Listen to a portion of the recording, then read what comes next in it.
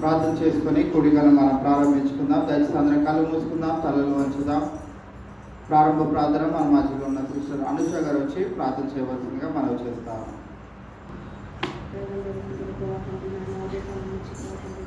ఈ సాయంకాల సమయం వరకు మమ్మల్ని కాచి కాపాడినందుకు మీకే వందనాలు ప్రభావితం. ఇంకేమైనా ఎప్పుడు కూడా ఏం ధన్యవాదాలు మీకే వందనాలు ప్రభావితం. ఈ సాయంకాల సమయంలో ప్రభావితం మేము ఇష్టపడికి జరిపించుకుంటున్నాం, జయకరంగా జరిపించుకోవద్దు. మీరు మా మధ్య నుండి నడిపించున్నాం. నన్ను నేను తగ్గించుకుంటూ మీకు హెచ్చిస్తున్నాను. కొద్ది ప్రార్థన మీకే సమర్పిస్తున్నాను తండ్రి. మీ ప్రేమ ఎంతో ఎంతో మధురమైన పాట.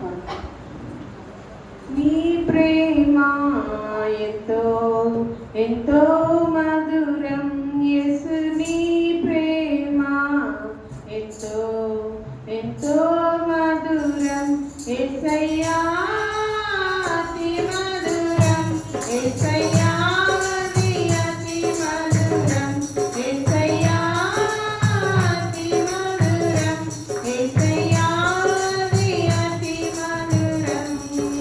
నీ ప్రేమ ఎంతో ఎంతో మధురం యేసు, నీ ప్రేమ ఎంతో ఎంతో మధురం. తల్లి కుండునా నీ ప్రేమ, సొంత చెల్లి కుండునా నీ ప్రేమ, అన్నకుండునా నీ ప్రేమ, కన్న తండ్రి కుండునా నీ ప్రేమ. నీ ప్రేమ ఎంతో ఎంతో మధురం యేసు, నీ ప్రేమ ఎంతో ఎంతో మధురం.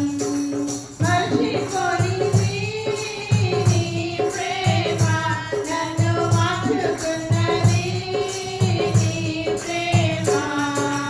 కనురెప్పలాంటిది నీ ప్రేమ, చిరకాలమందును నీ ప్రేమ.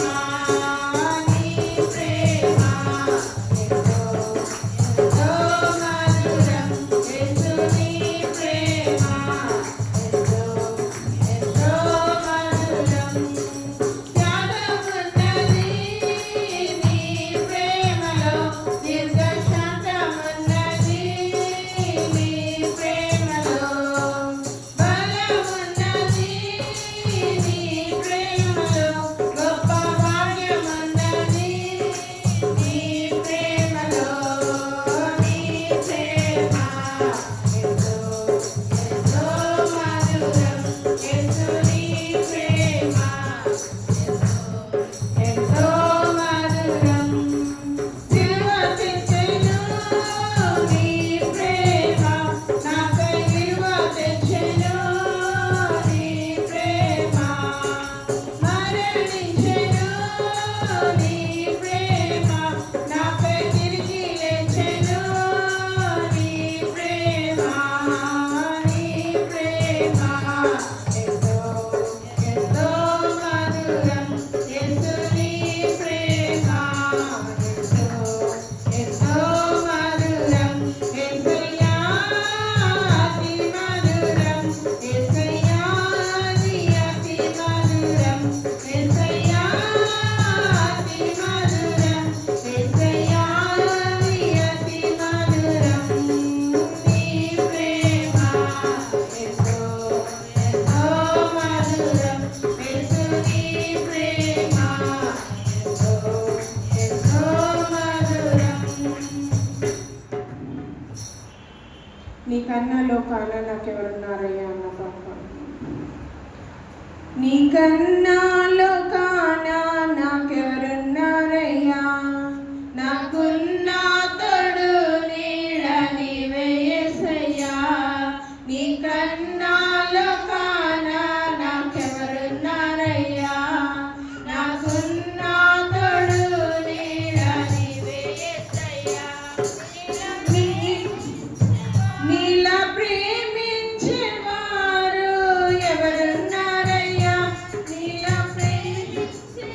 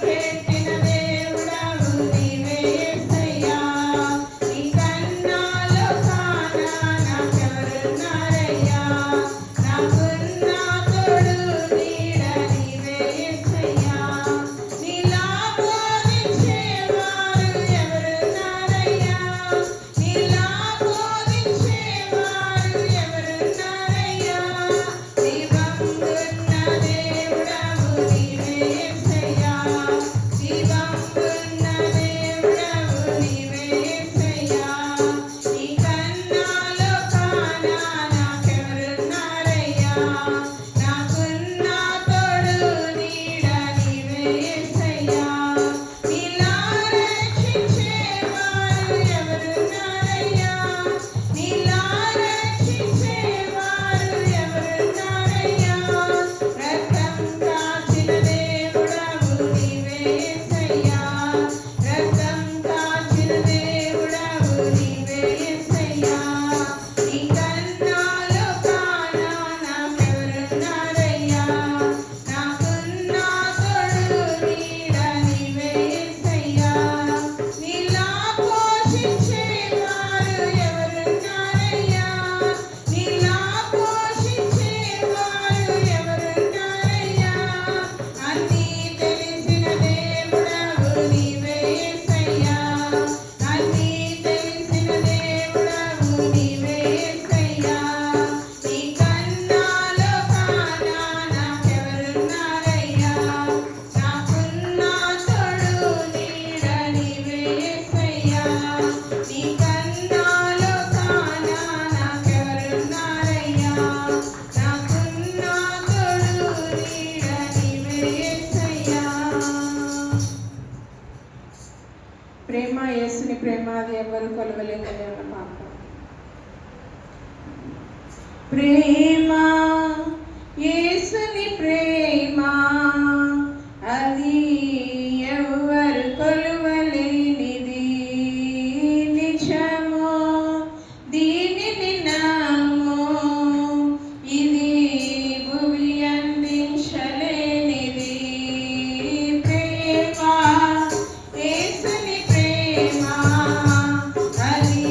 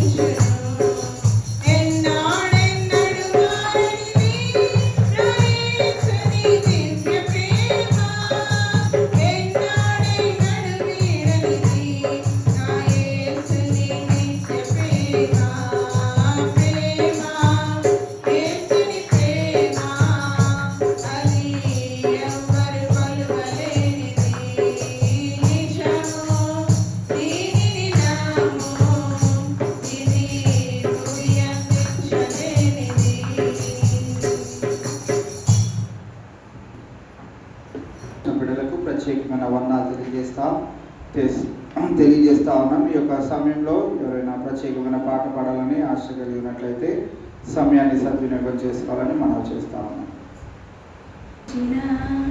సజీవుని త్యాగము విలువను తెలిపెను పరిశుద్ధుని రక్తము, సిలువను గెలిచిన సజీవుని త్యాగము విలువను తెలిపెను పరిశుద్ధుని రక్తము. ముందే తెలియును తన బలియాగము, తెలిసే చేసెను స్వబలిదానము. తండ్రే పరచిన ఆజ్ఞానుసారము తలనే వంచెను తనువే అర్పించెను. ముందే తెలియును తన బలియాగము, తెలిసే చేసెను స్వబలిదానము. తండ్రే పరచిన ఆజ్ఞానుసారము తలనే వంచెను తనువే అర్పించెను.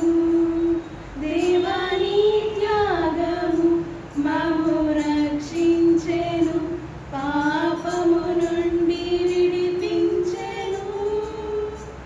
దేవాని త్యాగము మమ్ము బ్రతికించెను, ఇలా సజీవులుగా మమ్ము నిలిపెను.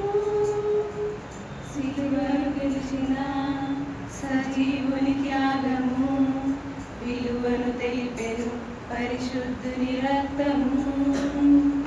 సిలువను గెలిచిన సజీవుని త్యాగము విలువను తెలిపెను పరిశుద్ధుని రక్తము. విడిపించిన బిడ్డలకు ప్రత్యేకమైన వందనాలు తెలియజేస్తూ ఈ యొక్క సమయంలో దేవుని యొక్క వాక్యాన్ని ధ్యానించుకోబోయే ముందు ప్రార్థన చేసుకుందాం. మన మధ్యలో సిస్టర్ స్వప్న ఉన్నారు, వారి ముందుకు వచ్చి ప్రార్థన చేసిన తర్వాత దేవుని యొక్క వాక్యాన్ని ధ్యానించుకుందాం.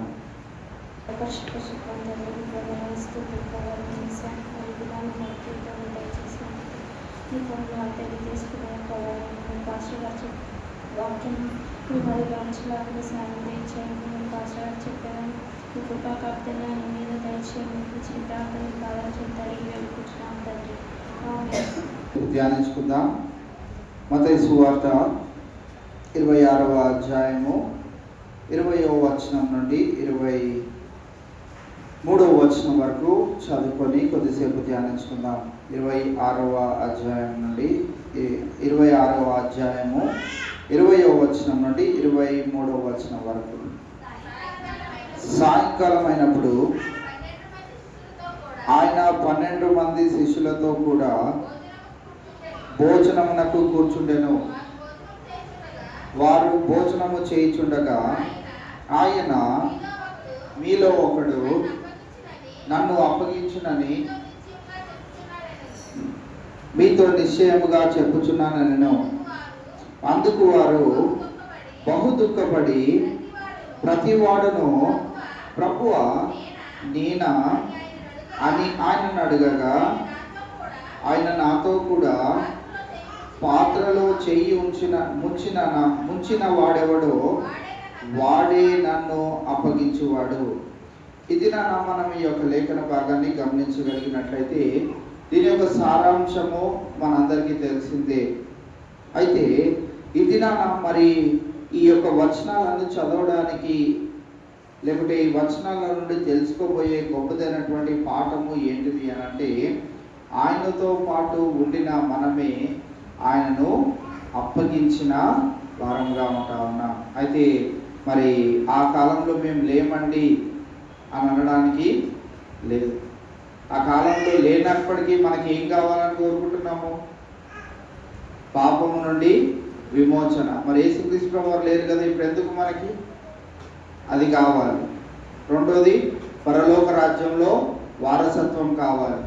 మూడవది, యేసుక్రీస్తు ప్రభువారి రక్తంలో కడగబడి నేను దినాన చదువుకున్న రీతిగా నిర్దోషులుగా ఆయన ఎదుట నిలవబడాలి. ఇవన్నీ మనకు కావాలి. అయితే మనం ఏది వద్దంటాము అని అంటే, మేము ఆ రోజుల్లో లేము కదండి, మేము కాదు కదా అప్పగించింది అని.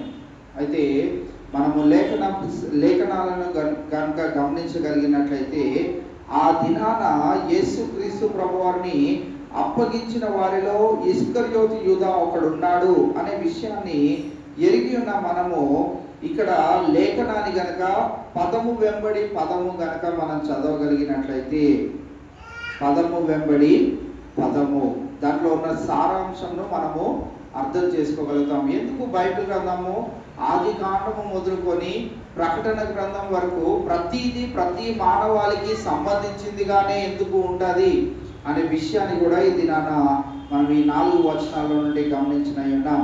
20వ వచనం మనం ఇందాక చదువుకున్నాం కదా, సాయంకాలం అయినప్పుడు ఆయన 12 మంది శిష్యులతో కూడా భోజనమునకు కూర్చుండెను. మనము లేఖనాలను గనక గమనించినట్లయితే, ఆయనను ప్రేమించగలిగినట్లయితే, ఆయన పరిశుద్ధతను మనము కూడా కలిగి ఉండగలిగినట్లయితే, లేఖన భాగాల్లో అనేక పర్యాయాలు యేసుక్రీస్తు ప్రభువారు ఇలా తెలియచేయడం మనం చూస్తా ఉన్నాం. మీరు నన్ను ప్రేమించిన ఎడల నా తండ్రి ప్రేమను మీరు పొందుకుంటారు. ఆ పొందుకోవడమే కాదు కానీ మేము మీతో సహవాసము చేసేదము అనే మాటలు మనం చూస్తా ఉన్నాం. ఆ మాట మనం వినగానే అయితే లోకంలో ఉన్న వారందరినీ వారందరినీ మనం ప్రేమించగలిగినట్లయితే, మనకు తెలిసిన వారిని తెలియని వారిని మనం అందరినీ ప్రేమించగలిగినట్లయితే, యేసుక్రీస్తు ప్రభువారి యొక్క రుచిని మనం అందరికీ చూపెట్టగలిగినట్లయితే, ఆయనతో పాటు సహవాసము చేసే ధన్యత మనం పొందుకుంటామని మనం ఎంతో ఆనందపడతా ఉంటాం. ఇది మనం గమనించినట్లయితే, మరి ఆనందకరమైనటువంటి ఆ విషయాన్ని మనం కనుగొన్నప్పుడు ఆనందపడుతున్నట్లుగానే ఈ దినాన మనము అప్పగించిన వారిలో ఒకరు ఉన్నారు అనే విషయాన్ని మనం ఇక్కడ చూస్తా ఉన్నాం. ఈ దినాన మనకి కూడా తెలియకుండానే అనేక పర్యాయాలు యేసుక్రీస్తు ప్రభువారిని మనము అప్పగించేసే వారిగా ఉంటా ఉన్నాం. ఎలాగా అప్పగిస్తా ఉన్నాము అనే విషయాన్ని మొట్టమొదటిగా మనం గమనించినట్లయితే, లేకుంటే ఆయన సహవాసాన్ని మనతో పాటు ఉండే రీతిగా మన జీవిత విధానాన్ని మనము కొనసాగించే వారిగా మనము ఉండటం లేదు. ఆయన ఏ రీతి జీవితాన్ని అయితే కోరుకుంటున్నాడో, ఎవరి దగ్గరికి వచ్చైతే ఆయన సహవాసము చేయాలని ఆశపడుతున్నాడో అటువంటి వారిగా మనము ఉండలేకపోతా ఉన్నాం. ఈ దినాన మనం గమనించినట్లయితే, సాయంకాలం అయినప్పుడు మీలో అప్పగించే వారిలో ఒక్కరు ఉన్నారు అని అక్కడ వారికి తెలియచేయడము మనం చూస్తా ఉన్నాం. వారు 12 మందే ఉన్నారు కనుక 12 మందిలో ఒకరు అప్పగించి పాత నిబంధన గ్రంథంలో ప్రవచనాల యొక్క నెరవేర్పు కొరకు యేసుక్రీస్తు ప్రభువారు అక్కడ అన్నారు. అయితే మనం అక్కడ గమనించినట్లయితే వారిలో ఎవ్వరికీ తెలియదు ఎవరు ఆయనను అప్పగించడానికి సిద్ధపడుతున్నారు. అందుకే వారు ఇక్కడ మనం గమనించినట్లయితే 21వ వచనాన్ని మనము చూసినట్లయితే 22వ వచనంలో ఆ విషయం ఉంటుంది. 21వ వచనంలో వారు భోజనము చేయుచుండగా ఆయన, మీలో ఒకడు నన్ను అప్పగించునని మీతో నిశ్చయముగా చెప్పుచున్నాను. ఇక్కడ ఒకడు నన్ను సిలువకు అప్పగించునై ఉన్నాడు. నన్ను ఒకరు ఈ యొక్క లోకానికి నన్ను మరి ధన ఆశ కొరకు మరి నన్ను అప్పగించునై ఉన్నాడు అనే విషయాన్ని మనము చూస్తా ఉన్నాం. ఈ దినాల్లో కూడా మనం కూడా గమనించినట్లయితే, మనము దేవుడు సమయమును మనకి ఇచ్చినప్పటికీ దానిని సద్వినియోగం చేసుకోకుండా చాలా మంది మనం ఏం చేస్తా ఉన్నాం అంటే వృధాగా మన సమయాన్ని వ్యర్థపరుచుకుంటా ఉన్నాం. చాలా మంది ఏం ఆలోచన చేస్తూ ఉంటారు అని అంటే, ఆదివారం మనం మందిరానికి వెళ్ళాం కనుక మనం రోజు ప్రయాస పడిపోతా ఉన్నాం. లేకపోతే ఆదివారాలే ఉన్నప్పుడు కూడా మనం ఏం ఆలోచన చేస్తామంటే, మనము చాలా ప్రయాసపడి ఉద్యోగం చేసుకున్నాం కనుక మరి ఆ సాటర్డే నైట్ షిఫ్ట్ చేసి మార్నింగ్ వచ్చి ఉండవచ్చు, లేకపోతే ఆ సాటర్డే అంతా కష్టపడి సాయంత్రం ఎప్పుడో లేట్ నైట్ వచ్చి ఉండవచ్చు. మనం ఏమనుకుంటామంటే, ఈ ఒక్క రోజు మన దేవుని మందిరానికి వెళ్ళకపోతే ఏమన్నా అవుతుందా అని ఆ రీతిలో మన ఆలోచన కనుక ఉన్నట్లయితే, మనము యేసుక్రీస్తు ప్రభువారిని ఈ లోకానికి అప్పగించిన వారంగా మనం ఉంటా ఉన్నాం. ఎందుకు అనంటే, నేను ఎంత ప్రయాసపడుతున్నాను కనుక ఈ ఆదివారం నేను మందిరానికి వెళ్ళను.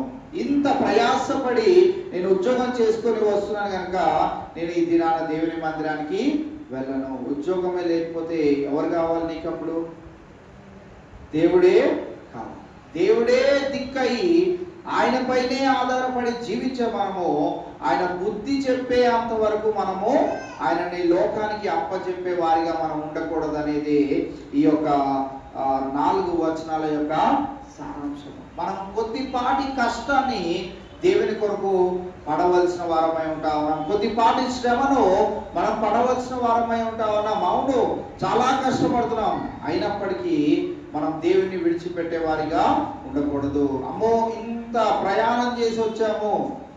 అవును, అలసిన వారికి తృప్తినిచ్చేది ఎవరు? ఉద్యోగంలో అంతా అలసిపోయాం, ఇంట్లో పనుల్లో అలసిపోయాం, నానా విధములైనటువంటి క్రియలలో మనం అలసిపోయాం.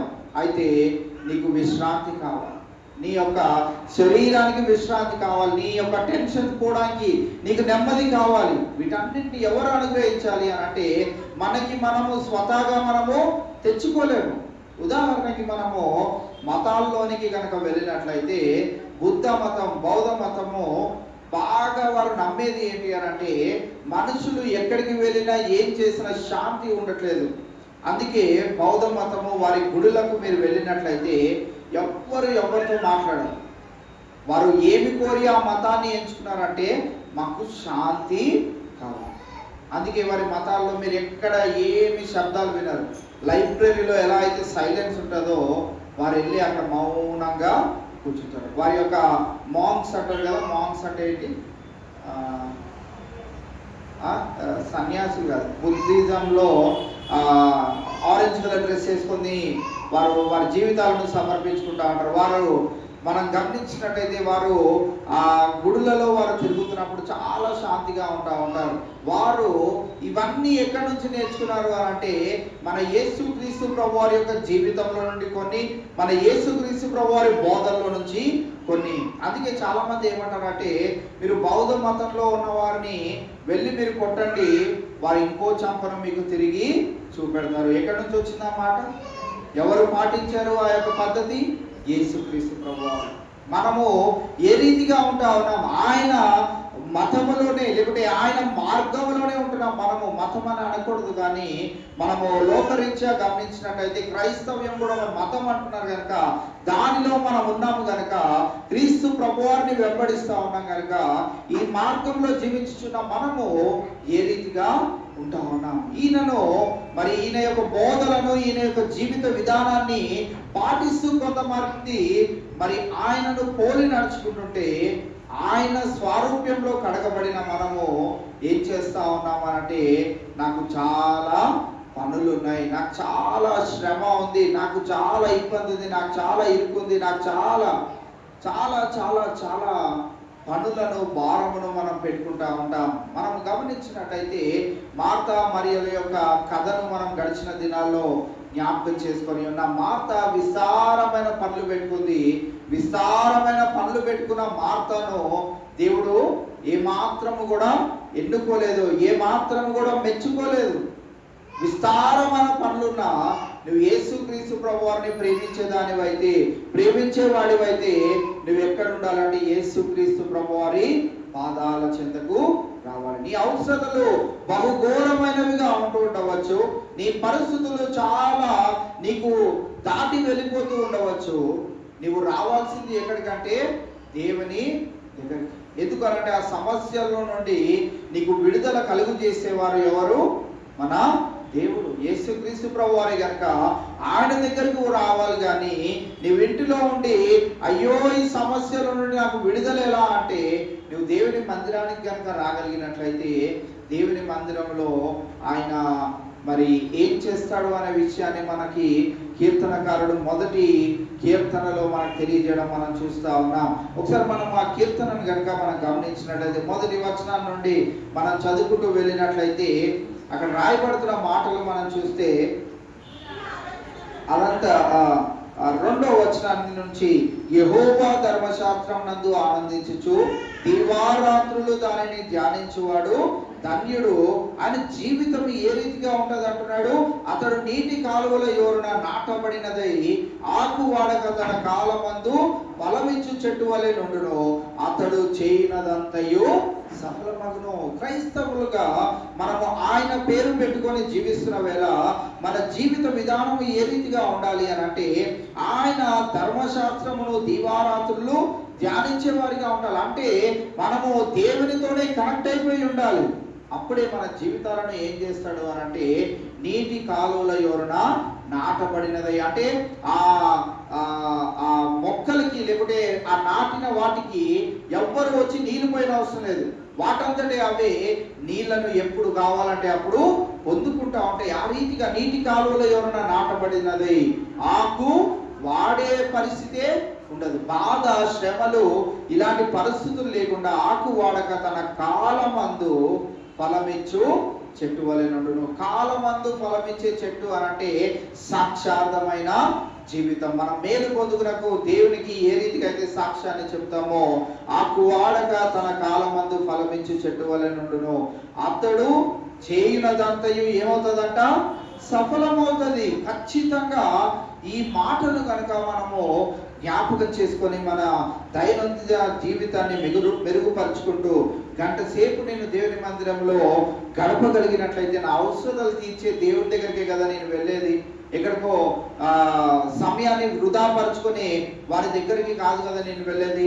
సమయాన్ని వ్యర్థంగా పోగొట్టుకొని ఆ యొక్క పరిస్థితి కాదు కదా గంట సేపు సమయం అని ఎవరైతే భావించగలుగుతారో, మొదటి కీర్తనలో రాయబడిన రీతిగా వాడు చేయనదంతయు సఫలమవుతుంది.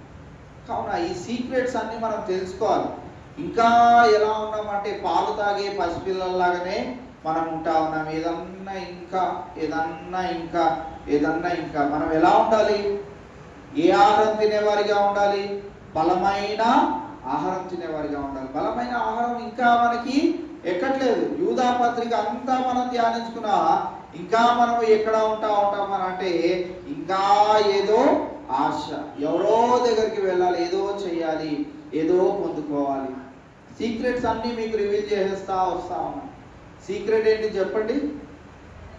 నీవు డైరెక్ట్గా దేవుణ్ణి ఏది అడిగినా ఆయన నీకు ఇవ్వగలుగుతాడు. అయితే అక్కడ నన్ను గమనించేది ఏంటి అని అంటే, నీ భక్తి, నీ భయము ఏ రీతిగా ఉంటా ఉన్నది. అలసిపోయాను అమ్మో, ఈరోజు ఒక్కరోజు నేను ఇంట్లో ఉంటాను అని అంటే, ఆ రోజు ఏ బహుమానం నీ కొరకు దేవుడు దాచి ఉంచాడో నీకు తెలియదు.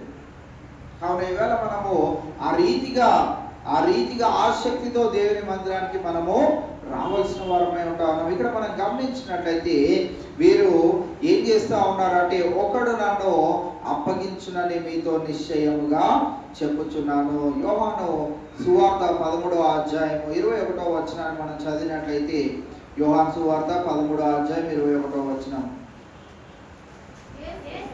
యేసు ఈ మాటలు పలికిన తర్వాత ఆత్మలో కలవరపడి, ఇందాక చదివిన మాటనే ఇక్కడ ఉంటుంది, మీలో ఒకడు నన్ను అప్పగించునని మీతో నిశ్చయముగా చెప్పుచున్నాను. ఇక్కడ రాయబడిన పదాలను మనం గమనించినట్లయితే, ఈ మాటలు పలికిన తర్వాత ఆయన ఏమయ్యాడంట?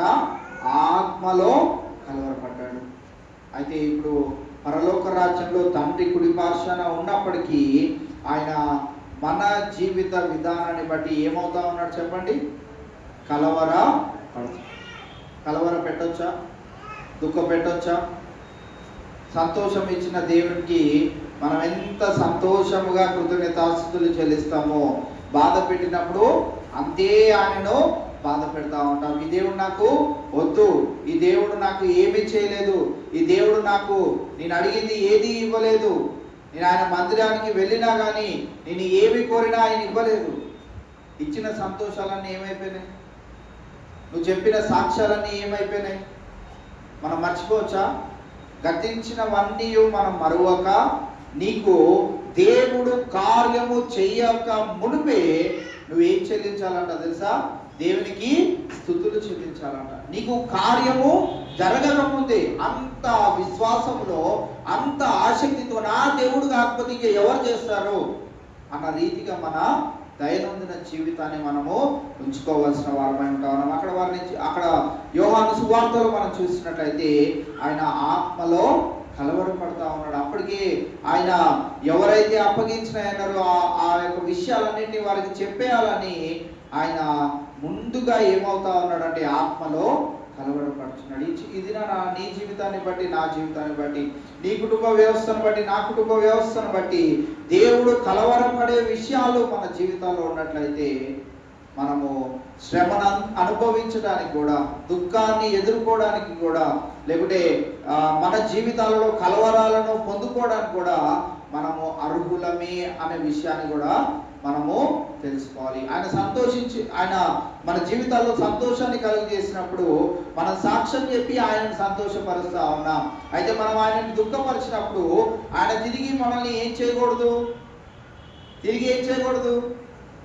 దుఃఖపరచకూడదు. ఎప్పుడు మనకు సంతోషమే ఇవ్వాలి. మనం ఆయనను దుఃఖపరిచేయచ్చు, ఆయనను కలవరపరిచేయచ్చు, ఆయనని నిందించేయవచ్చు, ఆయనను అవమానపరిచేయవచ్చు, ఆయనకు స్తుతియాగము చేయకుండా మన జీవితాలను చేసుకోవచ్చు, ఏమన్నా చేయవచ్చు. ఆయన మాత్రము మన జీవితాలలో ఎప్పుడు ఏం చేయాలి అని అంటే మేలు చేస్తూనే ఉండాలి. రోజువారీగా మేలు చేస్తూనే ఉండాలి.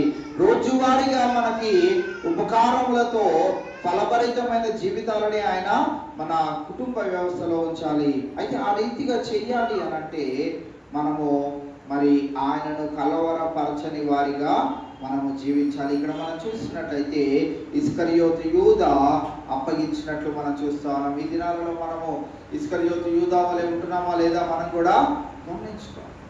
చాలా ప్రయాసపడుతూ ఉండవచ్చు.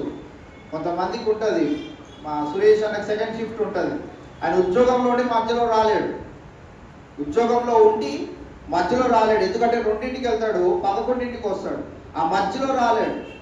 కానీ ఇప్పుడు మార్నింగ్ షిఫ్ట్కి వెళ్ళేసి వస్తున్నాడు, ఈవినింగ్ ఖచ్చితంగా దేవుని మందిరంలో ఉండాలి అని ఆసక్తితో వస్తా ఉన్నాడు. ఒకరి గురించి చెప్తున్నానని కాదు, కానీ చాలా మందికి అవకాశం ఉండి ఇంట్లోనే వృధాగా సమయాన్ని గడుపుతా ఉన్నారు. వారి గురించి నేను తెలియచేయాలని ఒక ఉదాహరణ చెప్తా ఉన్నాను, అంతేగాని ఇక్కడ మనం గమనించినట్లయితే చాలా మంది జీవితాల ద్వారా దేవుని ఈ రోజుకి కూడా మనము కలవరపరిచే వారిగానే ఉంటా ఉన్నాం. కావున ఆ రీతిగా మనం ఉండకూడదు. ఇస్కరియోతు యూదా వలె మనము ఉండకూడదు అనే విషయాన్ని మనము గమనించవలసిన వారమై ఉంటా ఉన్నాం. 22వ వచనాన్ని మనం చూస్తే, అందుకు వారు బహు దుఃఖపడి, చూసారా ఆయన ఒక మాట అన్నాడో లేదో, అప్పుడు వరకు చేసినవి అన్నీ మర్చిపోయారు. ఏమైపోయారంటే ఒక్క మాటతో వారందరూ ఏమైపోతున్నారు, అప్పుడు దుఃఖపడిపోతున్నారు. అసలు నీనా అందరూ ఇక పరిశుద్ధుల్లాగానే మాట్లాడేస్తాము. ప్రేమ స్వరం నువ్వు ఊరుకోద్దు, వాడు ఆడుకొని నువ్వు కూర్చో. అందరూ ఒకటేసారికి ఏమైపోయారు అని అంటే దుఃఖపడిపోయారు, ఒక్క చిన్న మాట. కానీ ఇది మనం గమనించినట్లయితే ఇక్కడ అందుకు వారు బహు దుఃఖపడి ప్రతివాడును ప్రభువా నేనా. అందుకే యేసుక్రీస్తు ప్రభువారు మరి ఒక చోట ఇలా అంటాడు కదా, పరలోక రాజ్యానికి వెళ్ళినప్పుడు నువ్వెందుకు పరలోక రాజ్యంలోనికి వెళ్ళాలి అని అంటే చాలా మంది అంటారంట, అయ్యా నీ నామంలో నేను ప్రార్థన చేశాను, నీ మందిరానికి వెళ్ళాను, నీకు కానుకలు ఇచ్చాను, నీకు అది చేశాను, ఇది చేశాను, భోజనాలు పెట్టాను, అది చేశాను, ఇది చేశాను, అన్నీ చేశాను, నువ్వు ఎవరు నాకు ఏమవుతుంది? అప్పుడు మన ముఖము ఏమవుతుంది? చిన్న మాటే, ఎన్నో కార్యాలు, ఎన్నో విషయాలు చెప్పాము, అయినా కానీ ఆయన ఒక్క మాట అన్నాడు. ఏమన్నాడు? నీవు ఎవరో నాకు తెలియదు. ఏమవుతుంది అప్పుడు మన ముఖము? సరే అయ్యా, అయితే నేను నరకంలోకి వెళ్ళిపోతా అంటామా? ఇన్ని చేశాం కదా, ఒక్కదానికి నన్ను ఎవరో కూడా గుర్తుపెట్టుకోవా?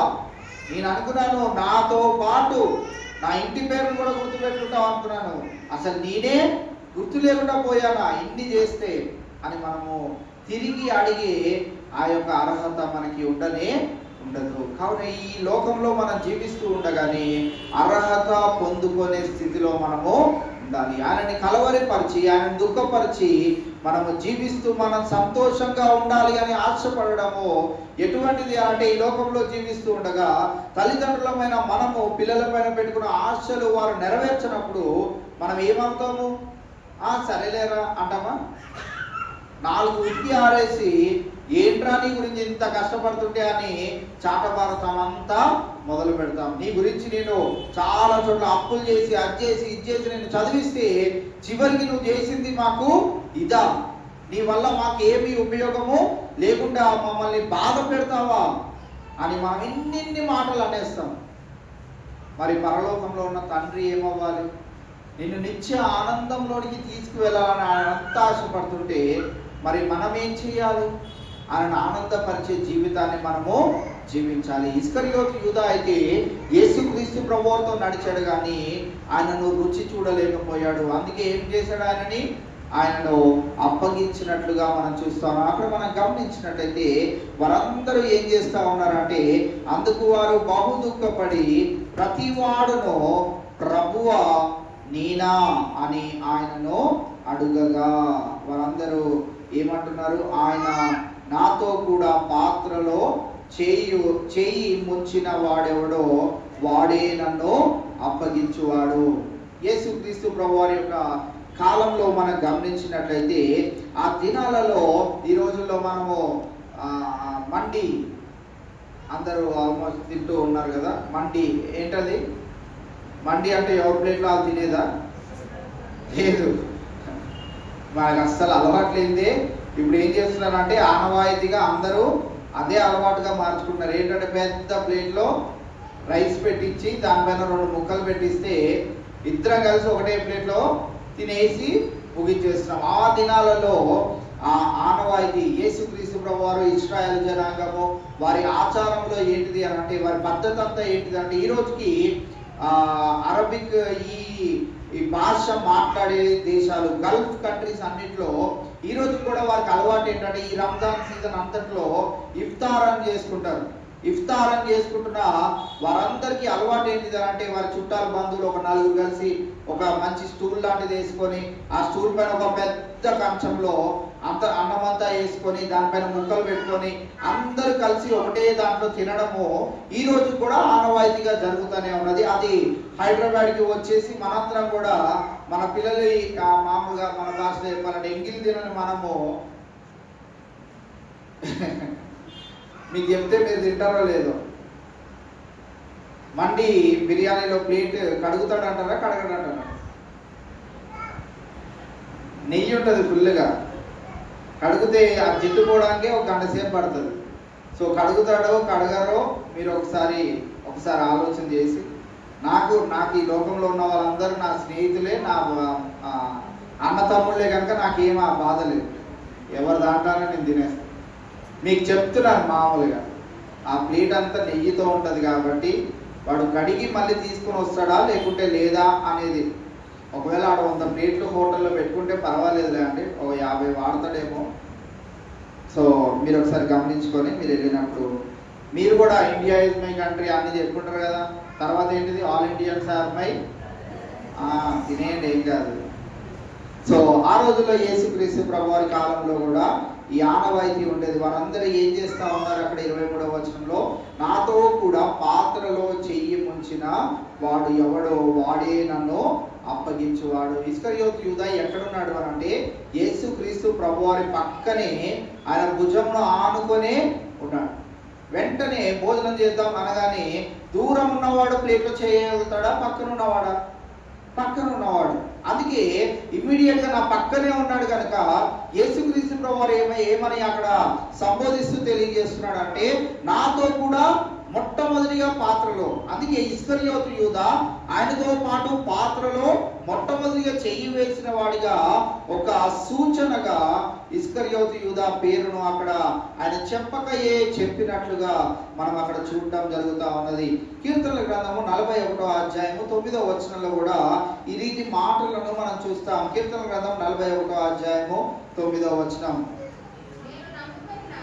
నేను నమ్ముకొనిన నా విహితుడు నా ఇంట భోజనము చేసిన వాడు నన్ను తన్నుటకై తన మడిమే నెత్తెను. ఇక్కడ మనం గమనించినట్లయితే, నేను నమ్ముకొనిన నా విహితుడు, మై బెస్ట్ ఫ్రెండ్, నేను ప్రాణ స్నేహితుడిగా భావించిన వాడే నన్ను ఏం చేశాడు?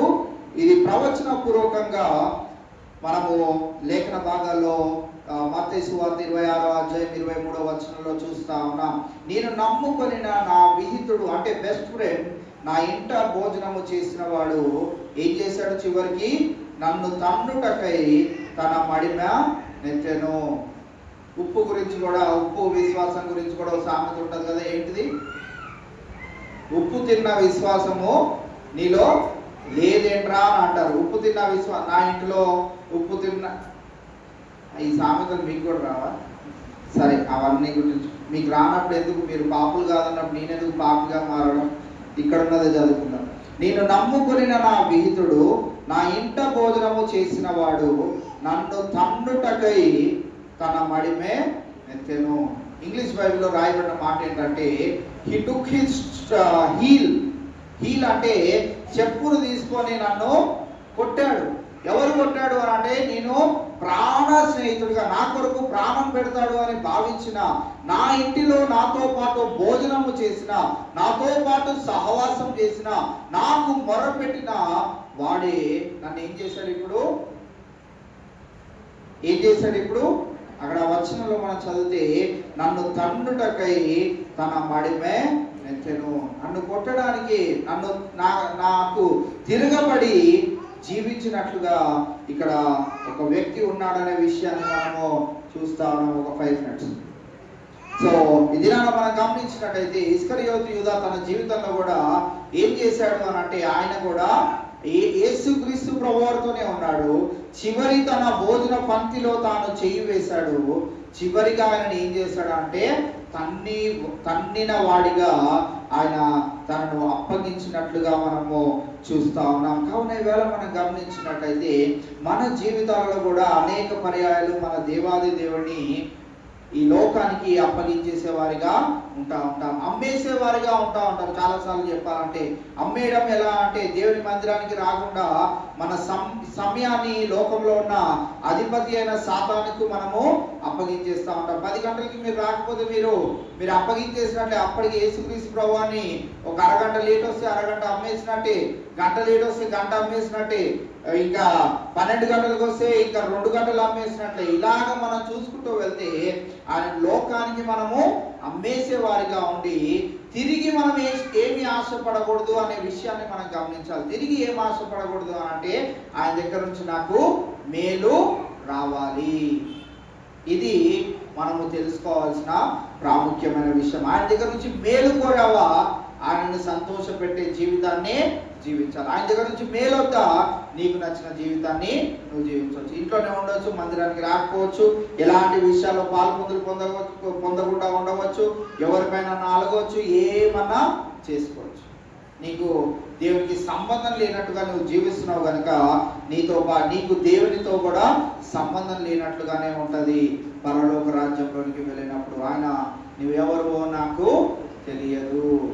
అది మనము బాధపడే వారిగా ఉండకూడదు అనంటే, ఈ రోజున మనము వింటున్న ఈ మాటలను జాగ్రత్తగా మనం మదిలో ఉంచుకోవాల్సిన అవసరం ఎంతైనా ఉన్నది. కావున మనం ఇక్కడ గమనించినట్లయితే ఆయన సహవాసము కోరే వారిగా ఉన్నప్పుడు మనం ఆయనను అప్పగించే వారిగా ఉండకూడదు అనే విషయాన్ని తెలుసుకోవాల్సిన వారమై ఉంటా ఉన్నాం. కావున ఈవేళ యేసుక్రీస్తు ప్రభువారు మరి ఇస్కరియోతు యూదా గురించి తెలియజేస్తున్నాడని మనము అనుకుంటూ ఉండవచ్చు. కానీ మరి శిష్యులలో కూడా వారందరూ హతసాక్షులుగా మార్చబడ్డారు. కానీ వారు కూడా ఒకానొక దినాన యేసుక్రీస్తు ప్రభువారి కాలంలో పేతురు ఊరికే, ఆయనకి ఇవ్వబడిన పేరేంటిది అంటే దుడుకు పేతురు.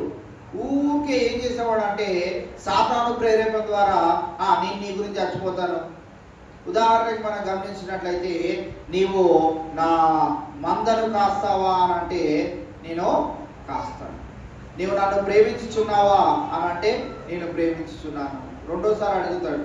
మూడోసారి అడిగేటప్పటికి ఏంటి ప్రభువా అని విసుక్కునే వాడిగా ఉంటాడు. మనం గమనించినట్లయితే దేవుడు మనల్ని నానా విధములైనటువంటి పరీక్షలు కూడా మన జీవితాన్ని తీసుకొని వెళ్తున్నప్పుడు మనం ఏమంటా ఉంటాం అంటే, నేనొక్కడనేనా, నా కుటుంబం ఏమన్నా, నేనొక్కదాన్నేనా అని మనం అంటూ ఉంటాం.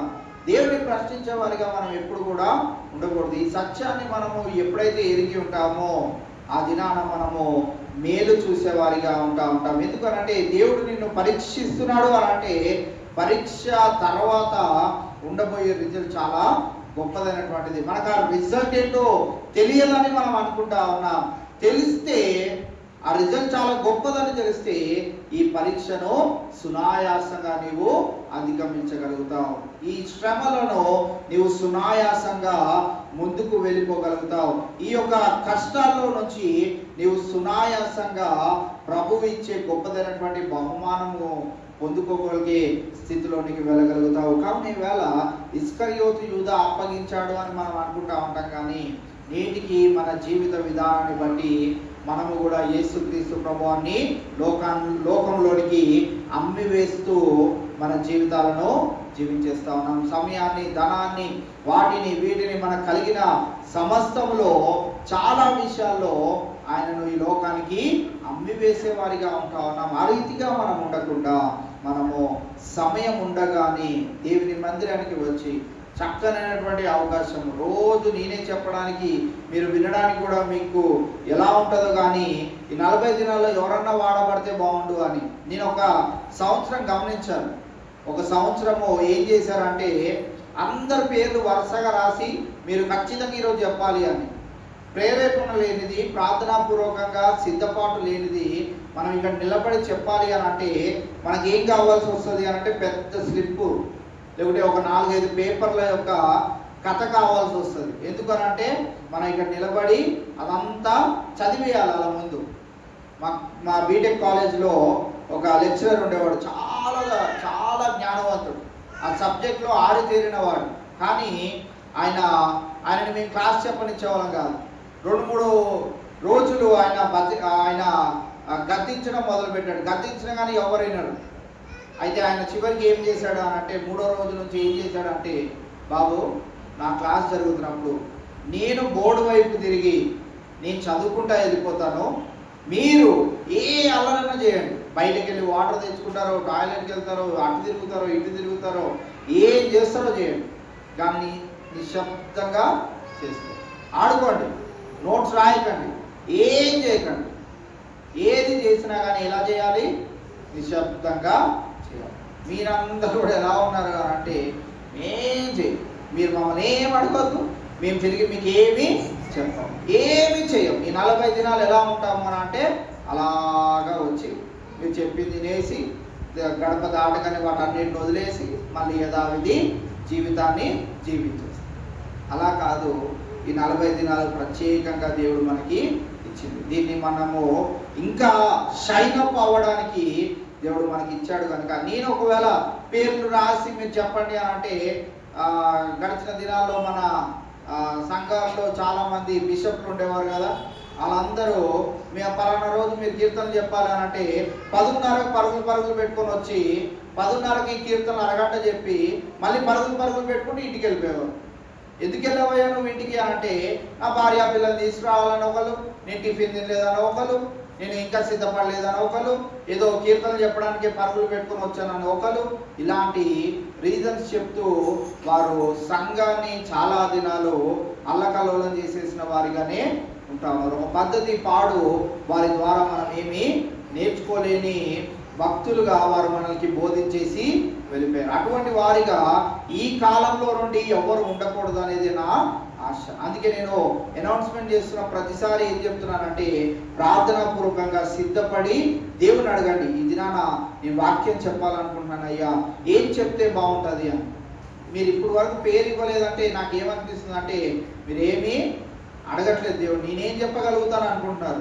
మోషే కూడా అదే అన్నాడు, నేను అతివాడను, నేనేం మాట్లాడగలుగుతానంటే ఎంతమందిని నడిపించాడు? లక్షల మంది ఆయన నోటి మాట ద్వారా ఎక్కడికి రమ్మంటే అక్కడికి రాగలిగాడు. దేవుని అడగగానే ఆయన ఇచ్చేవాడు. లక్షలాది మందిని ఆయన నడిపించగలిగాడు. 40 సంవత్సరాలు నడిపించాడు. కావున ఈవేళ సునాయాసంగా చదువుకున్న మనము యవన బిడ్డలు ఉన్నారు, రక్షింపబడిన వారు ఉన్నారు. ఇంతమంది మనం ఉన్నప్పటికీ మనం ఏమి చెప్పడానికి ముందుకు రావట్లేదు అని అంటే మనలో ఆసక్తి లేదు. ఎంతసేపు మనము విని అనుసరించి ఇంకా నేను మారాలి అనుకుంటున్నా, కానీ మానవుడు ఎప్పటికీ మారలేడు. మారాల్సింది ఎలాగా అంటే దేవుని వాక్యము చెప్పగలిగే ఆ యొక్క అవకాశం దొరికినప్పుడు సద్వినియోగం చేసుకుంటూ అలాగా ముందుకు వెళ్ళగలిగినట్లయితే మనము ఆయనకు సమయాన్ని ఇవ్వగలుగుతాం. ఈ ప్రిపరేషన్లో ఇంకోటి ఏం జరుగుతుంది తెలుసా? ఈ ప్రిపరేషన్లో ఏం జరుగుతుంది అంటే బైబిల్ మనం తీసి చాలా విషయాలు తెలుసుకునే ప్రయత్నాన్ని మనం చేస్తూ ఉంటాము. ఈ వచనం చెప్పాలంటే దీని కనెక్షన్ ఎక్కడ ఉంది, అక్కడ ఎక్కడ ఉంది, అది ఎక్కడ ఉంది, ఇది ఎక్కడ ఉంది, ఏం చెప్పాలి అనే దాంట్లో మనం ఒక వారం రోజులు ప్రిపేర్ అవ్వగలుగుతాం.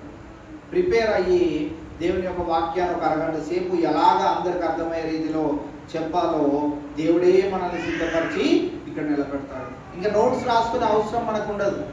ఒకసారి అక్కడ ఏం చెప్పాడో అది అందరికీ అర్థమయ్యే రీతిలో ఏం చెప్తే బాగుంటుందో అని ఆలోచన కలిగి ప్రార్థనాపూర్వకంగా సిద్ధపడగలిగినట్లయితే మనం అరగంట సేపు కంటే ఎక్కువసేపే చెప్పగలుగుతాం. అంత లోతైన విషయాలు దేవుడు ఈ పరిశుద్ధ గ్రంథంలో ఉంచి ఉన్నాడు కనుక ఇస్కరియోతు యూదానే కాకుండా మనము కూడా అనేక విషయాల్లో ఆయనని ఈ లోకానికి అమ్మివేసే వారిగా అప్పగించే వారిగా ఉండకుండా మనం మేలు పొందుకోవాలంటే ఆయనను సంతోషపరచాలి. మనకి మేలు వద్దు అని అంటే మనకి ఇష్టం వచ్చిన జీవితాన్ని జీవించాలి. ఆ రీతిగా మనము తీర్మానము తీసుకొని ఆయనను సంతోషపరుస్తూ మనము మేలు పొందుకునే జీవితాన్ని మనందరము జీవించడం గాక. దేవుడి కొద్ది మాటలు మనందరి వినికిలో భద్రపరచు గాక. చివరి ప్రార్థన చేసుకుందాం. మరి 10th క్లాస్ ఎగ్జామ్స్ రాసిన బిడ్డలకి మంచి రిజల్ట్ వచ్చేలాగా మరి రాయబోయే బిడ్డల గురించి కూడా ప్రార్థన చేద్దాం. అలాగే ఇంటర్మీడియట్ ఎగ్జామ్స్ రాసిన బిడ్డల కొరకు ప్రార్థించవలసిందిగా మనవి చేస్తా ఉన్నాం. మీ 1-2-3 తారీఖులలో మరి జరగబోయే మీటింగ్స్ దేవుని మహిమార్థమై జరుగునట్లుగా ఆ రోజులకై ఏర్పాటు చేయబడిన దైవ సేవకులు రెవరెంట్ పసుల జయప్రకాష్ గారికి నిమిత్తమై ప్రార్థన చేద్దాం. వారి ఇక్కడికి వచ్చి బలమైన తన యొక్క మరి వాక్కులను మనకి వినిపించులాగున దేవుడు వారికి శక్తిని, బలాన్ని, ఆరోగ్యాన్ని ఇచ్చేలాగున మనం వారి కొరకు ప్రార్థన చేద్దాం. అలాగే మీటింగ్స్లో సాంగ్స్ ప్రాక్టీస్ ఇవన్నీ కూడా ఉంటా ఉన్నాయి కనుక వీటన్నిటి గురించి కూడా మరి ప్రార్థన చేద్దాం. చివరి ప్రార్థన మన మధ్యలో ఉన్న బ్రదర్ వినయ్ కుమార్ గారు వచ్చి చేస్తారు. దాని తర్వాత చిన్న కార్యక్రమం ఉందండి. ఈ దినాన దేవుడు నవనీతిని జ్ఞాపకం చేసుకుని నవనీతిని జ్ఞాపకం చేసుకొని మరి ఒక నూతన దయాకిరీటాన్ని ఇచ్చి ఉన్నాడు. చిన్న కేక్ కటింగ్ ఉంది. వారు స్నాక్స్ కూడా తీసుకుని వచ్చిన్నారు కనుక మరి వాటన్నింటినీ తీసుకొని వెళ్దాం. మరి చివరి ప్రార్థన వారు చేసిన తర్వాత మరి తదుపరి కార్యక్రమంలోనికి మనం ముందుకు వెళ్దాం.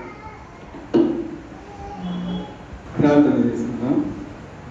మహాపరిశుద్ధుడు, మహాగణుడు, మా ప్రియ పరలోకపు తండ్రి, ఈ పరిశుద్ధమైన ఘనమైన నామమును బట్టి వందనాలు స్తోత్రాలు చెల్లించుకుంటున్నాను ప్రభువా. అయ్యా మరి యొక్క శ్రమల కాల దినాల్లో ప్రభువా 11వ దినాన ప్రభువా మమ్మల్ని అందరినీ కూడా అయ్యా నీ మందిరంలో సమకూర్చి ప్రభువా నీ మాటలు వినడానికి ఇచ్చిన మహాకృపను బట్టి వందనాలు స్తోత్రాలు చెల్లించుకుంటున్నాను ప్రభువా. అయ్యా నీ బిడ్డలుగా మేము ముందుకు కొనసాగుతున్నాం. ఎలా ప్రభా ఈ శిలువ అధ్యయనాల్లో ప్రభా అనేక వర్తమానాలతో తండ్రి మమ్మల్ని బలపరుస్తున్నా. మరి నీ దాసుని కూడా ప్రభా మీరు జ్ఞాపకం చేసుకుని అయ్యా మీరు నాయన ఈ దినానికై ప్రభా మాకు ఇచ్చిన యొక్క ఇంకొక అమూల్యమైన మాటలను బట్టి మీకు వందనాలు స్తోత్రాలు చెల్లించుకుంటున్నాము ప్రభా. ఇంకో ప్రభా మరి మత్తయి సువార్త 26వ అధ్యాయం 20వ వచనం నుండి 23వ వచనం వరకు ప్రభా మరి నీ దాసుని నిలబెట్టుకుని ప్రభా మాకు నాయన మరి అందించిన ఆ యొక్క మర్మాలను బట్టి మీకు వందనాలు స్తోత్రాలు చెల్లించుకుంటున్నాం ప్రభా. నిజమే ప్రభా నీ బిడ్డలకు మనం చెప్పుకొచ్చు అయ్యా మీరు నీ యొక్క రక్షణలో పాలు పొందుతున్నామని చెప్పుకొచ్చు ప్రభా. ఇంకా కూడా ప్రభా మరి నాయన యొక్క ఇస్కరియోతు యూదావలే మా జీవితాలు ఉన్నట్లయితే ప్రభా మరి ఎన్నడూ కూడా నువ్వు మమ్మల్ని నాయన ధరికి చేర్చుకోవాలని నీ వాక్యం సెలవించిన రీతిగా నేను తెలియజేస్తున్నా ప్రభా. నిజమే ప్రభా మరి నిజంగా మేము గమనించినట్లయితే ప్రభా ఇంకా ఇస్కరియోతు యూదావలే మా జీవితాలు ఉన్నట్లయితే అయ్యా మరి ఒకసారి నాయన మరి యొక్క శ్రమ దినాల్లో ప్రభా మమ్మల్ని పాలు పొందించావు అయ్యా. మరి ఆ మాటలు మేము జ్ఞాపకం చేసుకుని ప్రభా మీరు ఇచ్చిన గొప్పతనాన్ని జ్ఞాపకం చేసుకుని అయ్యా మరి నాయన మరి క్రీస్తు ప్రభు అంటున్నారు నాయన మరి ఎవరైతే పాత్రలో చేయి ఉంచారో వారే నన్ను అప్పగించారని కూడా ఎంతో తేటగా స్పష్టంగా తెలియపరిచి ఉన్నాడు ప్రభా. నిజమే మరి ప్రభా అయ్యా మరి నీ యొక్క రక్షణ అయితే మేము పొంది ఉన్నాము కానీ ప్రభా ఇంకా నాయన నీ యొక్క ఆజ్ఞలకు నీ కట్టడలకు అయ్యా మరి నీ ఉపదేశాలకు మేము లోబడకుండా ప్రభా లోకానుసారమైన జీవితాల్లో మేము జీవిస్తున్నాము ప్రభా అట్టి వారిగా మేము వండుకున్నట్లు ప్రభా అయ్యా మరి నాయన మరి నీ సన్నిధిలో ముందుకు కొనసాగుతూ అయ్యా నీ నిత్య పరలోక రాజ్యం కొరకు ఎదురు చూసే వారిగా మమ్మల్ని మలచమని అడుగుతున్నాము ప్రభా అయ్యా కూడి వచ్చిన ప్రతి బిడ్డను కూడా పేరు పేరు జ్ఞాపకం చేసుకోండి, సహాయం దయచేయండి ప్రభా. మేము ఏ ఆశతో మేము వచ్చి ఉన్నామో మీకు ఇది తెలుసు కనుక ప్రభా అయ్యా మరి మా ఆశలను ప్రభా మీరు నెరవేర్చే దేవుడు కనుక ప్రభా అయ్యా మరి మేము నాయన ఈ లోక సంబంధమైనది ఏది కూడా నాయన మేము నాయన ఆశ కలిగి మేము జీవించకుండానట్లు ప్రభా అయ్యా నీ వైపు చూస్తూ నిన్ను వెంబడిస్తూ ప్రభా నిత్య రాజ్యము కొరకు మేము వేగిరపడేవారిగా అనేకులను ప్రభా నీ నామంలో బలపరిచేవారిగా మమ్మల్ని మలచమని అడుగుతున్నాను ప్రభా అయ్యా మా స్వప్రయోజనాల కొరకు ప్రభా అయ్యా మరి ఈ లోకంలో మరి మా యొక్క అయ్యా మరి ధనాభివృద్ధి కొరకు కాకుండా ప్రభా అయ్యా మరి నాయన నీ బిడ్డలుగా మిమ్మల్ని మలిచినందుకే నీ వందనాలు స్తోత్రాలు. నువ్వు ఇచ్చిన నీ గొప్ప రక్షణను ప్రభా మేము ఇక్కడ విడిచిపెట్టుకున్న ప్రభా నీ సన్నిధిలో ప్రభా బహుగా నాయన మరి నాయన ఫలాభివృద్ధి కలిగి ప్రభా జీవించే బిడ్డలుగా కుటుంబంగా సంఘంగా మమ్మల్ని మలిచినందుకు నీ వందనాలు అయ్యా. ఇంటి రీతిగా ప్రభా 11వ దినాన్న ప్రభా మమ్మల్ని అందరినీ కూడా సమకూర్చినందుకే నీ వందనాలు. రావడానికి బిడ్డలను కూడా జ్ఞాపకం చేసుకొని నిశ్చితమైతే మరొక తరుణాన్ని బిడ్డలకు దయచేయమడుచున్నాను అయ్యా. మరి ఇదిగోనైనా ప్రార్థన అవసరత కలిగిన ప్రతి కుటుంబాన్ని పేరు పేరు జ్ఞాపకం చేసుకోమని అడుగుతున్నాను ప్రభా అయ్యా. 10th క్లాస్ సిబిఎస్ ఎగ్జామ్స్ రాసిన బిడ్డలు ప్రభా రిజల్ట్ కొరకు ఎదురు చూస్తున్నారు ప్రభా మరి మంచి నాయన మరి ఉత్తీర్ణత బిడ్డలు రాగలగడానికి కృపణ దయచేయండి అయ్యా. మరి అంత మాత్రమే కాకుండా ప్రభా మరి 10th క్లాస్ ఎస్ఎస్సి ఎగ్జామ్స్ నాయన మరి ఈ దినాల నుంచి స్టార్ట్ అయ్యి ఉన్నాయి ప్రభా వారి నిమిత్తం కూడా సన్నిధిలో ప్రార్థన చేస్తున్నాం. ఇంటర్మీడియట్ ఎగ్జామ్స్ రాస్తున్న బిడ్డలు జ్ఞాపకం చేసుకోండి. అలాగే డిగ్రీ బీఫార్మసీ అలాగే నాయన ఎల్కేజీ నుండి పీజీ వరకు రాస్తున్న ప్రతి బిడ్డను కూడా పేరు జ్ఞాపకం చేసుకోండి ప్రభా. మరి నీ మీద ఆశ కలిగి నీ సన్నిధిలో ప్రభా ఎవరైతే ప్రార్థన అవసరత కలిగి ప్రభా మరి నీ యొక్క సహాయాన్ని కోరి ఉన్నారో ఆ బిడ్డలందరినీ కూడా మీరు జ్ఞాపకం చేసుకుని ప్రభా మంచిగా వారి ఎగ్జామ్ రాయడానికి కృపణ దయచేయమని అడుగుతున్నాను ప్రభా. అదే రీతిగా ప్రభా మీ నెలలో మీటింగ్స్ విషయంలో కూడా మీ సన్నిధిలో జ్ఞాపకం చేసుకుంటున్నాం. దైవజనులను కూడా మీరు ప్రకాష్ గారిని జ్ఞాపకం చేసుకోండి ప్రభా. మా సంఘానికి ప్రభా ఏదైతే మరి మాకు అవసరమో ఆ వర్తమానాన్ని ప్రభా బిడ్డ అందించలాగను అయ్యా. వాతావరణం అంతా కూడా నీ ఆధీనంలో ఉంచుకోండి ప్రభా. అనేక ఆత్మల కొరకు నాయన పాటుపడే మరి సంఘంగా మేము ఉండడానికి మీకు కూడా దయచేయమని అడుగుతున్నాం. ఇటు రీతిగా ప్రభా మరి నాయన మరి దాసరాన్ని కూడా జ్ఞాపకం చేసుకోండి ప్రభు. ఇచ్చిన ఆరోగ్యాన్ని బట్టి నెమ్మదిని బట్టి నీ వందనాలు స్తోత్రాలు చెల్లించుకుంటున్నాము ప్రభు. బహుగా ఈ సన్నిధిలో ప్రభు అనేకుల నిమిత్తం ప్రార్థించే బిడ్డగా ఉండడానికి నీ కృపణ దయచేయండి. అదే రీతిగా ప్రభు ఎవరైతే బలహీనులు ఉన్నారో వారిని కూడా జ్ఞాపకం చేసుకోండి. మా మధ్యలో ఉన్న శంకర గారిని కూడా జ్ఞాపకం చేసుకోండి ప్రభు. మరి ఆపరేషన్ మరి ఒక కన్ను ఆపరేషన్ మరి మంచిగా జరిగించారు ప్రభు. రెండో కన్ను ఆపరేషన్ కూడా ప్రభు మరి త్వరగా జరిగించి ఆయన బిడ్డ సంపూర్ణ స్వస్థత కలిగి ప్రభు నీ సాక్షిగా ఉండడానికి నీ కృపణ దయచేయండి. అదే రీతిగా ప్రభు ఇది నాన్న ప్రభు సంఘాన్ని ప్రేమించి నాయన మరి నాయన పలహారం తీసుకొచ్చిన మరి ఆ బిడ్డలను కూడా జ్ఞాపకం చేసుకోండి, సహాయం దయచేయండి. ఇటు రీతిగా ప్రభు ఈ శ్రమల కాల దినాల్లో ప్రభు 11వ దినాన్న ప్రభు మమ్మల్ని అందరినీ కూడా సంతోషపరిచి మరి గొప్ప వర్తమానంతో మా హృదయాలు నింపినందుకు నీ వందనాలు స్తోత్రాలు చెల్లించుకుంటూ మమ్మల్ని తగ్గించుకుంటూ నీ నామాన్ని హెచ్చిస్తూ తమలో రానమ్మని యేసు నామమున అడిగి వేడుకొనుచున్నాము తండ్రి. ఆమేన్.